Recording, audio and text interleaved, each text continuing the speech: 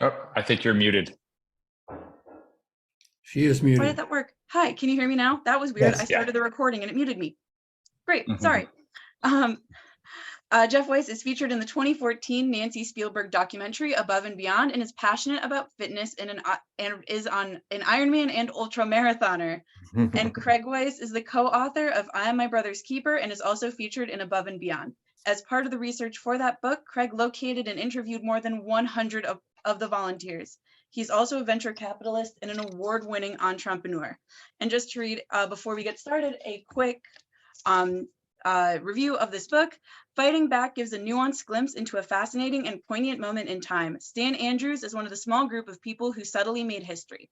The Weiss brothers' research is meticulous. They develop their characters responsibly and tell their story beautifully. Couldn't have said it better myself. I will turn it over to our authors to begin their presentation.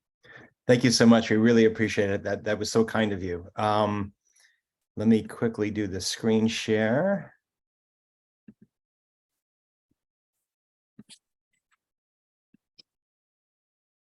Okay, is it showing up? Yes, we can see it. You are good. Okay, awesome. Well, thank you so much. I think our goal with this talk tonight is to introduce you to this individual, Stan Andrews, who has fascinated Craig and I for more than 25 years. His is a story that we first discovered during the writing of our first book, I Am My Brother's Keeper, which came out in 1998. It was scheduled to coincide with the celebration of the 50th anniversary of Israel's independence. And perhaps it's fitting that we are now coming up on the celebration of the 75th anniversary of Israeli independence. And our goal in that first book was to tell the story of the 1,000 or so North Americans who in 1948 traveled to Israel to take part in defending the new Jewish state, which was first declared on May 14th of 1948 and was immediately invaded by all of its surrounding neighbors to help establish that state. And in the course of that research, we came across Stan and were immediately fascinated by him, but really our goal at that time was to write a more kind of overarching account of all of the North American volunteers. And we resolved to come back to Stan later when we had more time. So, as Jeff mentioned, we did this research primarily in the 1990s, and our first book came out in 1998. We hadn't forgotten about Stan. In many ways, we thought he was a really compelling individual, one of the volunteers, but we just, we were under so much time pressure to get our first book out for the 50th anniversary. And over the years since then, we've been following Stan and tracking down relatives and doing some additional research. And in 2013, I believe it was 2012 or 2013, my cell phone rang. It was Steven Spielberg's youngest sister, Nancy, on the other line. And she said that she wanted to produce a documentary using our book as source material, specifically focusing on the Americans who fought in the Air Force during the War of Independence. And so Jeff and I are featured in that film, and we talk about Stan in that film as well. And you can advance the slide. So what is it about this guy, Stan? He was this precocious little boy, growing up in New York during this, during the period of, the 1930s, and was this really talented artist. This is one of my favorite ones. One of his pieces of artwork, it seems sort of Norman Rockwell-esque. He was a very precocious kid. He was very bright. He graduated from high school at 16, college at 19. You see Stan in the bottom right-hand corner of the photo working on his sculpture techniques. And so he was not just a talented artist, he was really versatile in terms of his art. You saw sort of that Norman Rockwell piece. This is what he called Mad Surgery, or a really modern art contemporary piece. And so he was also a very talented writer. We'll sort of circle back to that later, but that gives you a flavor of Stan, the artist. So Stan was born in the 1920s and came of age in the period of World War II. And He was born with the name Anechstein, Stanley Anechstein, which of course had a very obvious Jewish connotation, but his family was quite assimilated. Stan was not bar mitzvahed, never set foot actually in a synagogue in his life. And he resolved, as a lot of young American men did at the time, that he wanted to become a fighter pilot. And he was concerned that with the last name of Anechstein, given the very common anti-Semitism that was all around in those days, that he might be kept from fighter pilot training with a Jewish last name. And so after high school, he changed his name from Anechstein to Andrews. And of course, this is Stan in the military. So Stan went south to begin his pilot training and progressed through a series of more sophisticated aircraft as he stayed on track to become a pilot. But it wasn't, of course, up to the cadet what type of plane ultimately they would fly if they continued to make it through the course. And though it was his desire to become a fighter pilot, in the end, the military routed him to B-25s, and he became a bomber pilot and was deployed to the Pacific. He joined actually a very remarkable squadron, nicknamed the Air Apaches. And they used to actually attack Japanese shipping. And this is actually the combat photo shot by one of his crewmates. They would attack Japanese shipping at low altitude, actually much lower even than is shown in this picture. And they had 12 forward-firing machine guns that they would use to target people on the decks of these ships. And then they would literally skip bombs into the side of the ship. They would drop the bomb at low altitude, and it would skip across the water like a kind of like a flat rock on a pond. And the goal was to slam it into the side of the ship. It would sink and explode right below the waterline, and that's how it would actually sink Japanese ships. And Stan was decorated, was quite an accomplished pilot, and completed a full tour of missions, ending with the end of World War II. While in the military, he continued to attend to his artwork. That middle one is actually a self-portrait of Stan in uniform. The others, images that captured his fancy during his time in the Army. The rightmost one, an image from his time in the Philippines, where he spent most of his service. Let's see. Oh, there we go. At the end of the war, Stan was fascinating. In high school and in college, he was part of the yearbook staff. And it was fascinating. I actually interviewed somebody who worked on the college yearbook with Stan. And at the time that I interviewed this particular individual, he'd actually lost his sight, but he was still so passionate about that particular yearbook, which came out in 1943, and all of the graduates knew they were heading off to war, that he was able to describe it in a very detailed way to me from memory. And so at the end of the war, Stan's actually the entire bomb group did something quite similar. They put together a squadron memory book. And this is Stan actually crafting an illustration for the panel that preceded his particular squadron. And he wrote several of the essays in the memory book as well. And one of the things that we were able to do was to track it down. And some of those essays were quite remarkable in terms of shedding light kind of on how Stan was thinking about things, about war and death, and returning to civilian life at that point of his life. You know, one of the things that really sort of captivated us about Stan was you couldn't really put him in a box. You know, he was this artist. He was a combat pilot. He was a writer. He was this sort of warrior poet that we don't really sort of see people like this in our society anymore.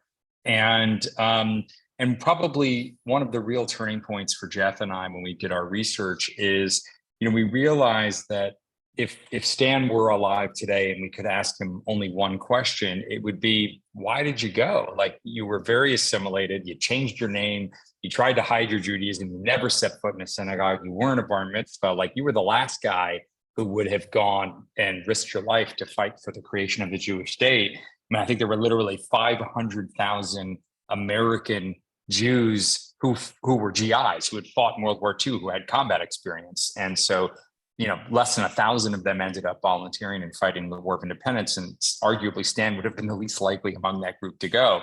So amazingly, we found not one but two answers to that question where he literally said, he expressed, this is why I'm doing this. And this particular letter, which I'll read in its entirety at the end of our presentation, was a letter he wrote to his best friend, who was one of his best friends, a fellow World War II GI, about why he was going. And that best friend held that letter for 50 years, handed it to Jeff, and then passed away 3 months later. And so it was a real turning point for us, because the reasons that Stan gave were not what we would have expected, and got us even more intrigued by who is this character that we can't quite fit into a box. So Stan had come back to the States, of course, at the end of World War II, toward the end of 1945. He was at UCLA pursuing a master's degree on the GI Bill when he made this decision to go to Israel in 1948. And as Craig noted, and I think you'll appreciate the letter when Craig reads it later, actually explained his reasoning both to his good friend Herb Linden and as well to his brother.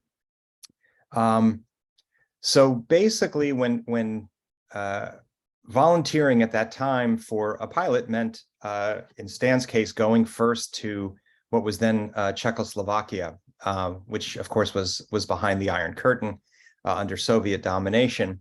And that was the only country that was willing to sell fighter aircraft to the Jewish state. The UN imposed an arms embargo, which really affected almost exclusively the Jews, because the surrounding Arab countries actually had established militaries, whereas the Israelis were creating theirs, basically on the go as the war was progressing. And the planes that the Czechs were willing to sell to Israel were actually German Messerschmitts that were made on an assembly line that the Nazis had placed in Czechoslovakia, trying to disperse their manufacturing to protect it from Allied airstrikes, bombing campaigns during the war. Unfortunately, the engines that particular plane needed had been destroyed in a fire, so the Czechs had fitted the plane with an incompatible engine, which made it actually quite dangerous to fly. So this is Stan in Czechoslovakia during training, and the gentleman standing next to him is a guy named Bob Vickman. And Bob and Stan met at UCLA, and Bob as well was completely assimilated, also never set foot in a synagogue, also not bar mitzvahed, but the two of them bonded at UCLA. Bob was a reconnaissance pilot in World War II. Like Stan, he had wanted to be a fighter pilot, and that was part of the motivation for the two of them to decide to go to Israel. They realized that what was happening there was historic. They believed in what the Jews were fighting for, but they also saw it as an opportunity to become fighter pilots. And so they volunteered together. They went to Israel together, and like Stan, Bob as well was an artist. So they get to Israel and they join the 101 Squadron, which was, for the duration of the war, the only fighter squadron. And this is Stan standing next to one of these Messerschmitt planes. So Stan, we mentioned, of course, how much Stan being an artist. And so one day he's with all the other pilots in a bar in Tel Aviv, and they say, we need a logo for the fighter squadron. You're an artist. Why don't you whip something up, Stan? And so on a cocktail napkin, he draws the angel of death wearing flight goggles. At the time, the Egyptians were from the Air Force's perspective, Israel's primary adversary. And Stan thought, well, isn't there that story about the angel of death visiting, the Egyptian firstborn? What a perfect, image to capture that. And here's an image of that same logo on one of those, Czech German Messerschmitts that Jeff had mentioned. I took that picture in near Beersheba in Israel, where they have the Israeli Air Force Museum. So basically, for the first part of the war, and the War of Independence was Israel's longest war. It lasted more than a year, but it was interrupted by a number of truces. Some of which were fairly long in duration. So the war started, went on for about a month, and there was a truce that lasted also for about a month. And during that first truce, actually, I'm sorry, it was right after the first truce. So the fighting resumes, and on the first mission, when the fighting resumed, Bob was lost, declared missing in action. Stan was wounded, and his plane crashed on a takeoff because of those incompatible engines that we talked about. It caused his plane to actually flip to ground loop, and so he was out of the squadron because of his injury. And then other volunteers came in with more fighter pilot experience, and so Stan needed to find something else to do. And what the Air Force did is they made him a liaison between the Israeli Air Force and the United Nations truce supervisors. Those supervisors were in Israel to try to prevent any violations of the arms embargo. And so Stan's mission was essentially to deal with them and to try to keep them from finding out about the aircraft and other supplies that Israel was smuggling into the country in violation of the truce. And so for that role, Stan was given the rank of major, and he did that work under an assumed name, Andrei Stanek. Craig, why don't you talk about this one? Yeah. So what's really interesting is, I don't know if for those of you who may have seen that movie Argo, and an Oscar award-winning movie about this secret operation to rescue Americans trapped in Iran, and they used essentially a fake movie company ruse to do that. Well, amazingly, before that whole Argo story, the Israelis did something very similar. There were half a dozen of these Bristol Beaufighter aircraft in the UK that Israel had purchased, but they needed to get them out of the country, which you couldn't get an export license for military aircraft to leave. So they created literally a dummy film company, completely made up. And this is the picture on the right is an actual picture of the crew. And some of these people really were filmmakers and cameramen, but they had no idea that there was never going to be a movie about these Bristol Beaufighters. And so they get all the cameras ready, and then the planes take off and they don't land back in the UK, and they eventually make their way to Israel. And there was literally a cartoon in the British press. You see the line, "Seen anything of a couple of Beaufighters?" In the lost property office, because these, it's like, how do you lose an airplane, let alone 6 of them? But that's exactly what the Israelis did to smuggle those planes from the UK to join the fighting. So basically, the Israelis took those Beaufighters and they added them to a medium bomber squadron, the 103 Squadron. And Stan knew that the fighting was certain to resume, that it would resume primarily in the south against the Egyptians. And he knew that there was no longer a place for him in the fighter squadron because of all of the new recruits who had signed on and who had more fighter pilot experience than he did. He did not want to spend the entirety of the war dealing with embargo issues, and resolved to get back into combat.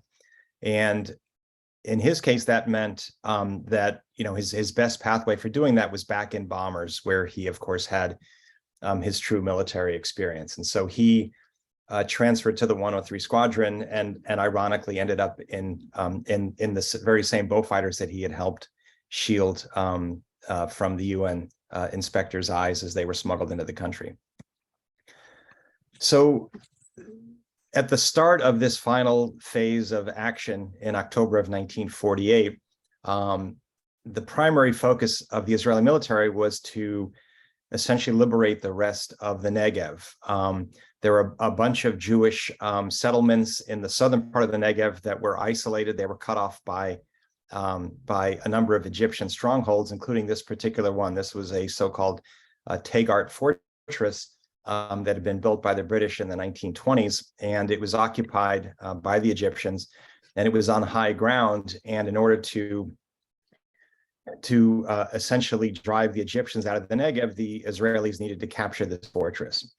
And so the plan that Israel came up with after 7 or 8 failed assaults on this was to first send in a couple of Beaufighters to bomb it, followed up by an infantry assault. And so Stan went on as part of the crew of one of those 2 aircraft. So basically, the two planes, and Stan was in the lead plane. He actually was not flying as pilot that day. He was a second crew. He was a third crewman, together with a Canadian named Len Fitchett and a British volunteer named Dov Sugarman. And they bombed the fortress successfully, and then came around and actually made a second pass over the target, which, of course, by that point, the Egyptian gunners were alerted to the presence of the Israeli aircraft, and the plane was hit and ended up crashing into the desert several miles away. Yeah. So what's interesting is at the time that this happened in October of 1948, where I'm standing right now in that picture was a crowded Arab village of at least 4,000. And that village has been abandoned since 1948. So it actually looks exactly as it did, when for the most part, when Stan was there. If you look out of the windows that I'm looking out, if you actually look at the far left window, you can see at the edge of the tree line above the trees is sort of the top of those sand dunes. And so you can advance to the next picture. And basically, that's what it looks like today. It looked the same in 1948. You can see there were no cranes and buildings behind those sand dunes, but there's still those sand dunes there. And so where I was pointing, anyone who lived in that village would have seen this huge, noisy plane trailing black smoke, going right over their heads, crash landing in those sand dunes, just, probably not even a kilometer away. And they would have rushed to that area. Today, that area is a street in Ashkelon. And I was fortunate enough to be taken both to that abandoned Arab village and to this street by two different members of Israel's missing persons unit. Because by the time that the Israelis made it to the wreckage of the plane, about 10 days after the crash, there was only one body. And as Jeff mentioned, there were three people on that plane, a Canadian pilot, a British navigator, and Stan. And they identified the body that was there as the Canadian pilot, meaning that they did not find either Stan or Dov Sugarman. It appears that they would have, it appears that they survived the crash, escaped the plane, and probably met their fate when the Arabs from that local village made their way to the crash site. You can advance to the next slide. So this is Mount Herzl or Har Herzl, Israel's military cemetery there, Arlington. This is a picture of what's called the Garden of the Missing. It's the missing persons section of the military cemetery. This is Stan's tombstone for those who can read Hebrew. Interestingly, it says in Hebrew, Stanley Andrews, and then in parentheses, Annickstein, his original given name. And Bob Bickman, one of his dear friends, who, as Jeff mentioned, went missing also in July, is in the next tombstone over. So one of the things that was so interesting to us as we got into the story more is Israel still has a 101 squadron. The Israeli Air Force, of course, is much bigger now and has multiple fighter squadrons, but there is still a 101. And they're very proud of their heritage dating back to the War of Independence. And they're very proud of this logo that Stan crafted. And as you can see, it is still used to this day. And I'm told that it's the only logo in the entire Israeli military that actually includes a human form. All other units have been essentially forbidden from doing that, but this one was allowed to remain. That's a better picture of it. Mm-hmm. Whoops. So I mentioned I was going to give you this in Stan's own words. Why did he go? Why did he do this thing that is this remarkable thing that it's hard to imagine? It's not like probably any one of us on this Zoom knows somebody who has gone to the Ukraine to fight against the Russians, right? Like that's what this was. It was probably maybe arguably even crazier. So here's what Stan wrote to, again, a fellow World War II GI and dear friend. I won't go into all of my reasons, but I assure you I've thought about it for some time. As you know, I'm just as cynical, cold-blooded, practical, and mercenary as you think you are. In this particular case, however, I must confess to a certain amount of idealism. Personally, I don't give a damn about Zionism. Theoretically, as a matter of fact, I think it's harmful. I'd rather see Jews assimilate into all nations rather than setting up a separate racial culture. So it's not for that reason that I've been sticking my neck out. Briefly, it's this. For some time since I entered the army, in fact, I've been increasingly troubled about anti-Semitism and the problems of being a Jew, no matter how atheistic in a Christian world. Not being religious, I had never considered myself a Jew, except by accident. I find, however, the label is forced on me, whether I like it or not. And now, out of perversity, perhaps, I refuse to discard it, even if I have a chance, and I definitely do, not looking, talking, or acting what is properly conceived as being Jewish. Merely admitting or even proclaiming loudly one's Jewishness these days is not enough, however. For one of the few times in history, there seems to be a definite opportunity to get in a few licks in the fight.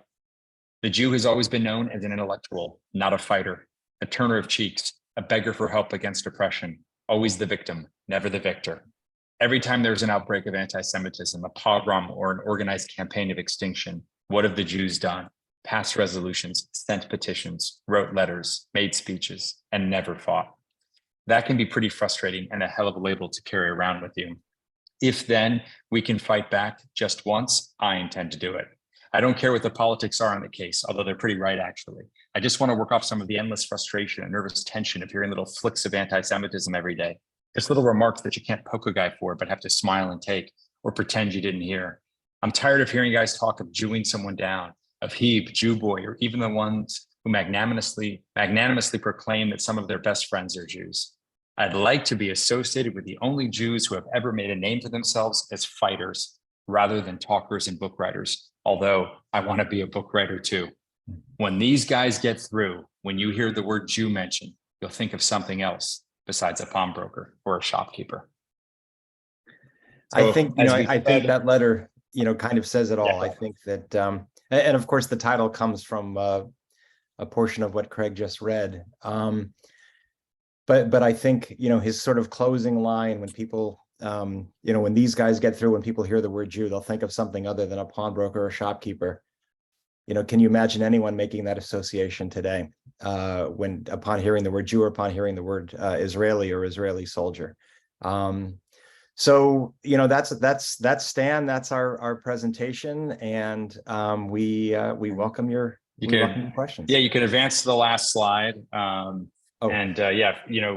you can learn more at the website Fighting Back. Of course, you can find our book on Amazon as well. But yes, as Jeff mentioned, happy to answer any questions that you guys might have. Do you mind no longer sharing the screen so that we can? Oh, perfect. Sorry about that. No, good. Does anybody have any questions? All right. No, it's just a comment. I saw Above and Beyond a couple of years ago. It was on Netflix, I believe. I saw it over at Rhoda Sholem.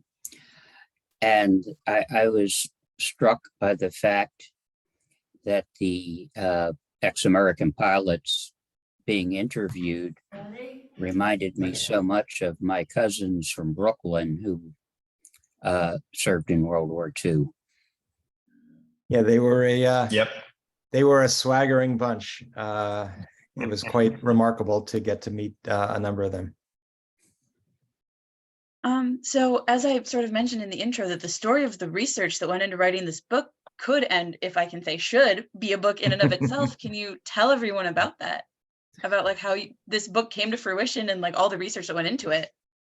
Well, I think for us, the biggest challenge was when Craig did most of the interviews, almost all of the interviews for the first book. And basically we tracked down one or two of the volunteers, and then invariably, you'd interview one and they'd say, oh, you need to talk to my buddies, and they'd give you 2 or 3 names. You talk to those and each one would give. And so very quickly it mushroomed. And we had plenty of folks to talk with. In the case of Stan, that didn't work because since he had died, of course, he wasn't a member of the veteran community, and his family also had not stayed in touch. They were actually embittered by what had happened to Stan. And so there was no connection between them and the veterans. So nobody had contact information. Nobody knew really anything about his family. And we did not realize at the beginning that he had changed his name. So we were stuck searching for Stan Andrews, relatives of a Stan Andrews, and it's such a common name. So for maybe 7 years, we really kind of, we're getting nowhere. And then a friend of mine suggested I write a letter to the editor of a Jewish paper in New Jersey. And we'd been told by one person they thought he was from New Jersey, which he was not. But we wrote the letter and got a response from a high school classmate. And that classmate told us, actually, that individual, Joseph Jacobson, had gone both to high school and college with Stan, told us about the name change. And with that, we were kind of off to the races. And so we tracked down his sister, sister-in-law, several nieces, a nephew, his two best friends, Herb Linden and Jerry Finley, and a host of other people, a bunch of his World War II squadron mates. Actually attended a squadron reunion about 12 or 15 years ago. And then we tracked down his World War II after action reports in his own hand from the American archives. We spent a lot of time in the Israeli archives, had some documents declassified, but it was great. I mean, it just was a journey of discovery. It was like being on a treasure hunt, and it was never tiring to us.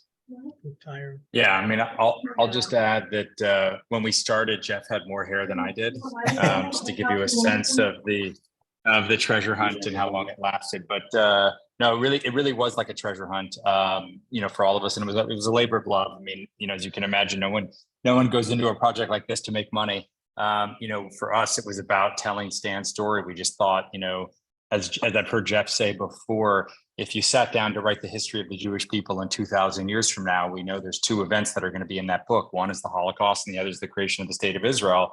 Stan participated in one. Not a lot of people fought in both wars. Stan's one of them. We think he's the most interesting of them, and we felt it was important to tell that story. I do see one of the questions in the chat is, what rank was Stan Andrews? So he was in the U.S. Army. He was actually one of the youngest captains during World War II because he had graduated college at 19 and was so young. And in Israel, amazingly, it's when they made Stan liaison to the United Nations during the truce periods, they knew that he had to have a sufficient rank to be taken seriously by his counterparts at the United Nations. So they actually promoted him to major. So in Israel, he had, in that one kind of classic picture of Stan where he's looking kind of, fit and tough, you can see he's got the major's clusters on his shoulder, which the Israelis refer to as the falafel, which means you're a major. So that was his rank in Israel. I think someone asked how old Stan was. He was born in 23, and so he was 25 years 25 years old. Yeah. He accomplished like 10 lifetimes in 25 years. Drew, go ahead. When he changed his name, did his entire family change their name at the same time, or just him? Just him, and just him. His father in particular was not happy about the name change.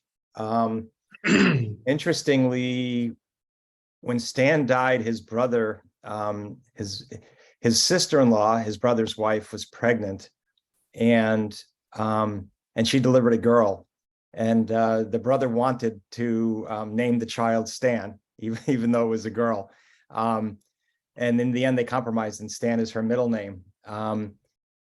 One of his nieces, who is still around, who's an absolutely wonderful person, her brother, so Stan's sister Esther named her son Stanley Andrews. Her last name was Hawk, so she gave him the whole name as she put it to me. So the name has survived, but the family did not change the last name. It was only Stan. And he never had a family of his own. He did not. Okay, because I have a neighbor. We did track neighbor. down the family of his girlfriend. He had an American girlfriend, a non-Jewish woman from Texas, and that took a number of years and was its own crazy story involving a dream, among other things. But we did track down her family. She had passed away, and got some wonderful material from one of her surviving children. And so I see one of the questions is, do they honor him in Israel at all? I mean, Jeff can talk a little bit about, the sad part about that period of time after Stan died. It was in the middle of the War of Independence. There were not really good record keeping. There was administratively, it was a chaotic period. There was not firmly established institutions. And I think the IDF did not handle the the telling of Stan's family that they had, that their son was missing in action, and it wasn't handled well. And I think it really embittered the family. So in terms of being honored in Israel, obviously, as you saw, he's buried at Mount Herzl in the military cemetery. I can tell you that, I mean, as recently as the year 2020, I was in Israel at the military archives getting more declassified documents, including things that Stan had written that I read for the first time in 2020, and meeting with, 2 representatives of the Missing Persons Unit who take very seriously their sacred responsibility to track down members of the IDF who are still missing in action. But other than those things, and the fact that Stan's logo still is on Israeli F-16s today, I think those are the ways that he's been honored. I think there's a lot of pride in what the Americans did, and appreciation, the American volunteers as a group. I think in Stan's case, there was some messiness about to Craig's point, how the family was notified about his being missing and what was being done to try to find out what had happened to him.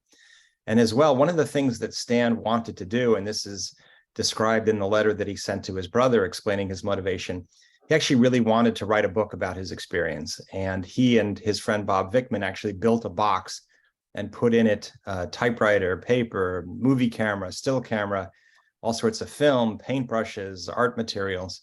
And that stuff was not returned to the family after the war. And that's part of why the family became very embittered. And part of what we were trying to do in our research was to actually track down whatever happened to that stuff. And we found a bunch of it, but I think clearly some of it, seems to have disappeared.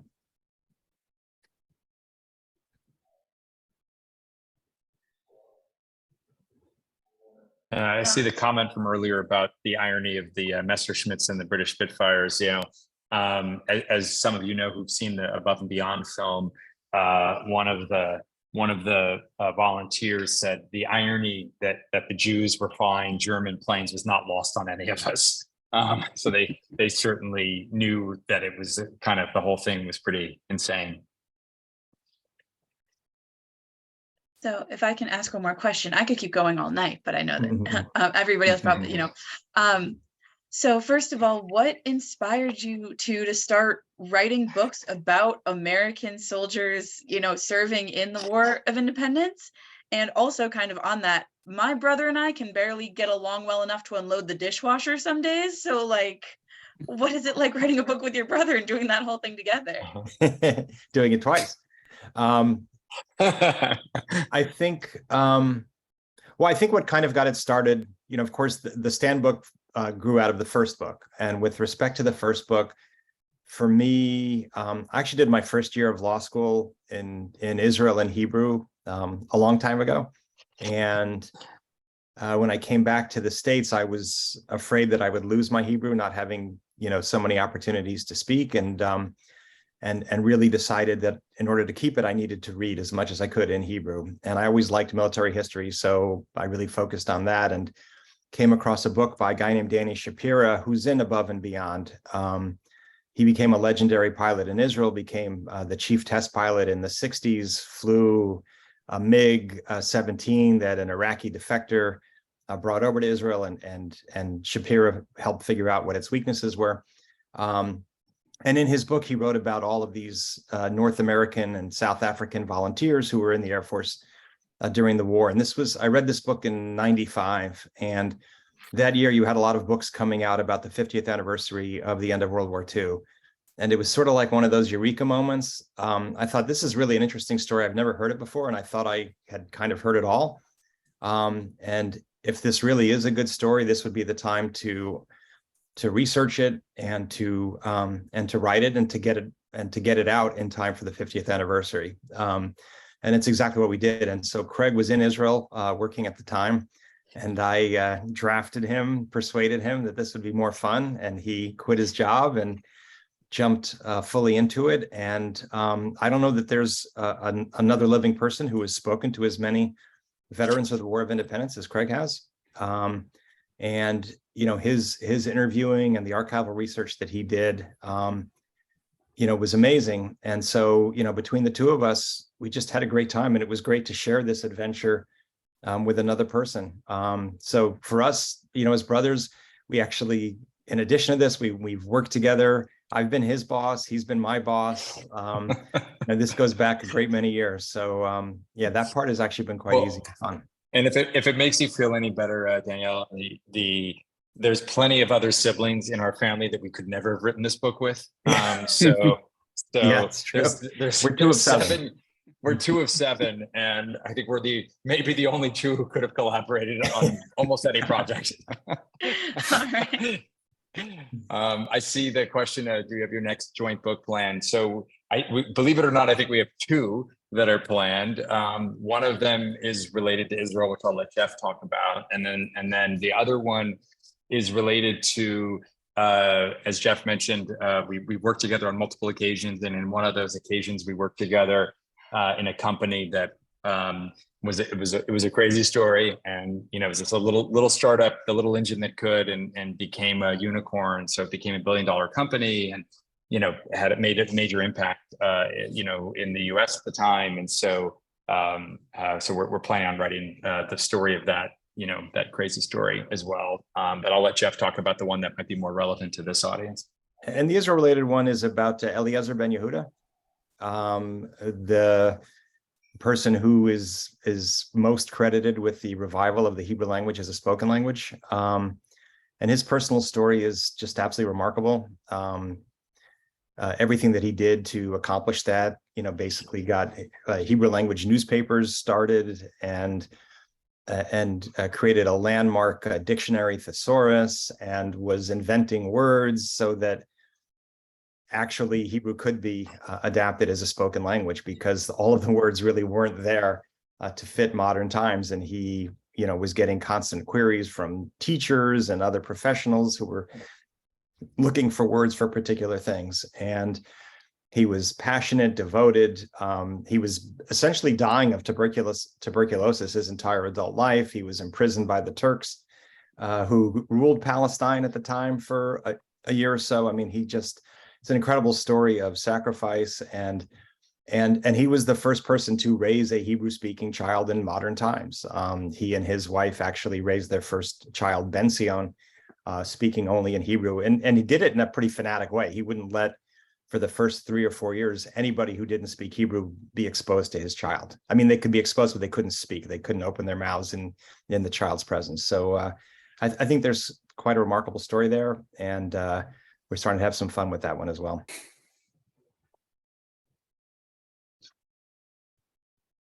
How long does it take to write the actual book once you have all the research completed?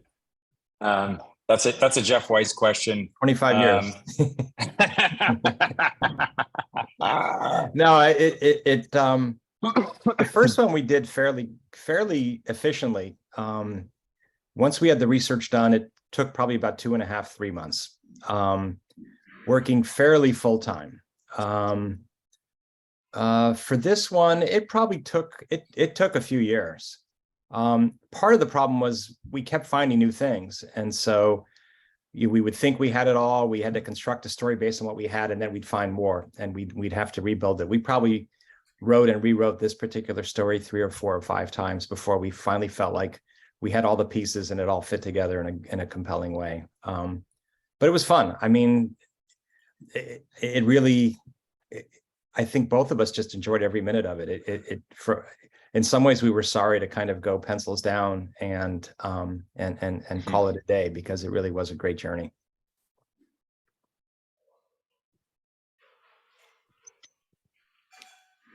Are there any final questions?